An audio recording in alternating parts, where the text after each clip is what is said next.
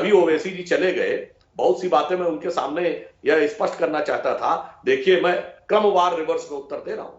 देखिए, ये जवाब नहीं दे पाए ना कि वो कौन सा अधिकारी था, क्योंकि देशभक्त मुस्लिमों का तो नाम ही नहीं पता रहता। अक्टूबर 1947 में जब झांकड़ पे, कश्मीर में पाकिस्तान का कब्जा हो गया था, तो ब्रिगेडियर उस्मान ने कहा था, मैं जमीन पे सोऊंगा, पलंग पे नहीं सोऊंगा जब तक झांकड़ वापस नहीं ले लूंगा। और मार्च 1948 में जब वापस लिया है उन्होंने, तो उनके साथी सैनिक सबसे पहले पास के गांव से जाके एक पलंग लेके आए और वहां जंग के मैदान में उनसे कहा गया, 1 मिनट पलंग पे लेट लीजिए ताकि आपकी शपथ पूरी हो जाए। किसी सेक्युलरिज्म के सूरमा को यह नहीं पता होता है। इसलिए मैं कहता हूं कि ये कौन सी जहनीत की बात करते हैं। और अभी कह रहे थे संविधान की किताब में अकबर का नाम है, तो ये अकबर के आगे तो सजदा करते थे ना।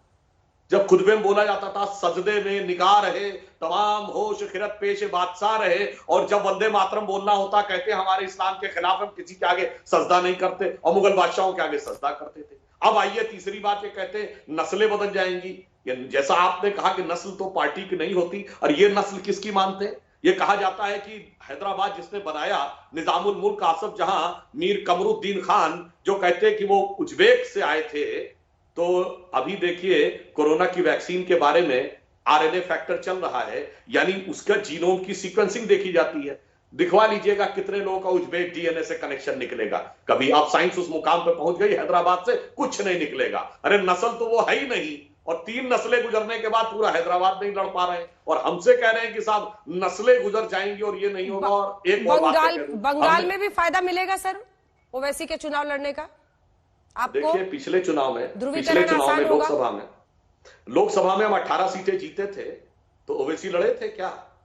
बगैर लड़े हम जीते ना। तो वो लड़े या ना लड़े, बंगाल की जनता ने यह तय कर लिया है कि दीदी के इस अत्याचारी शोषणकारी शासन से मुक्ति भारतीय जनता पार्टी दिला सकती है। अंजना जी, मैं एक और बात कहना चाहूं, बिहार में हम जीते, दरभंगा को द्वार बंग कहते हैं ना, तो बंग के द्वार तक पहुंच गए।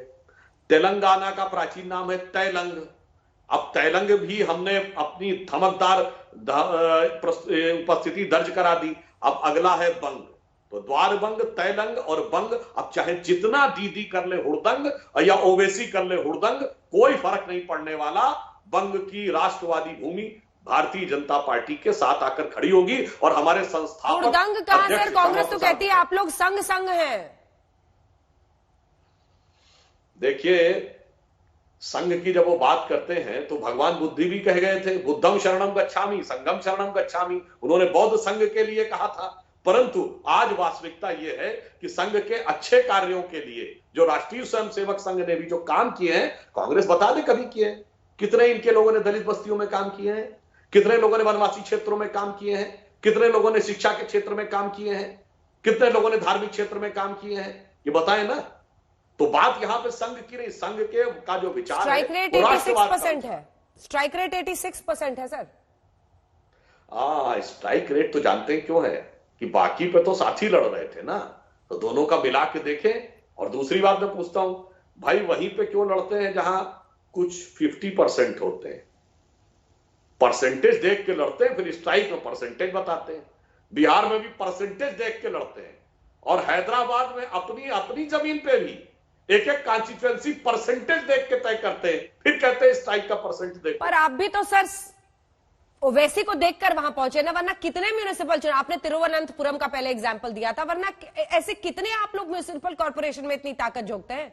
मुझे बताइए ना, कहां पर अमित शाह खुद जाते हैं, देश के गृह मंत्री, बीजेपी अध्यक्ष जेपी नड्डा, योगी आदित्यनाथ।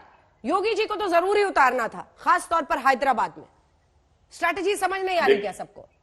अरे बहुत साफ है, मैंने बताया, अमित शाह जी राष्ट्रीय अध्यक्ष थे, तिरुवनंतपुरम में गए थे, हमने तिरुवनंतपुरम शानदार जीता।